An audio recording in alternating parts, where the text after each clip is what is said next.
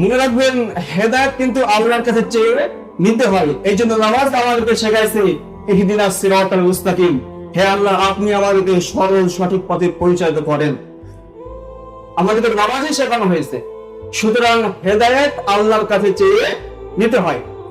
কিন্তু আফসোস, আমরা মানুষ জাতি আল্লাহর কাছে সব কিছু চাই। টাকা চাই, বাড়ি চাই, পজিশন চাই, স্ট্যাটাস চাই, ক্ষমতা চাই, আল্লাহ কাছে বলি সবকিছু চাই, কিন্তু আল্লাহকে বলি না যে আল্লাহ আপনি আমাকে হেদায়েত করেন, আপনি আমাকে হেদায়েত দান করেন, আপনি আমাকে আপনার দিনের ছায়া করে আশ্রয় দান করেন। আমরা এটা বলি না, কিন্তু আমরা ঠিকই বলি যে হে আল্লাহ আপনি আমার ব্যবসায় উন্নতি করেন, আপনি আমাকে ভালো একটা চাকরি দেন, ভালো পজিশন দেন। আমরা এগুলো ঠিকই বলি, কিন্তু আল্লাহকে বলি না যে আল্লাহ আপনি আমাকে হেদায়েত করেন, আপনি আমাকে হেদায়েত দান করেন। আমরা এই কথা বলি না। মনে রাখবেন, হেদায়েত কিন্তু আল্লাহর কাছে চেয়ে নিতে হয়। সুতরাং আল্লাহর কাছে হেদায়েত চেয়ে নেবেন।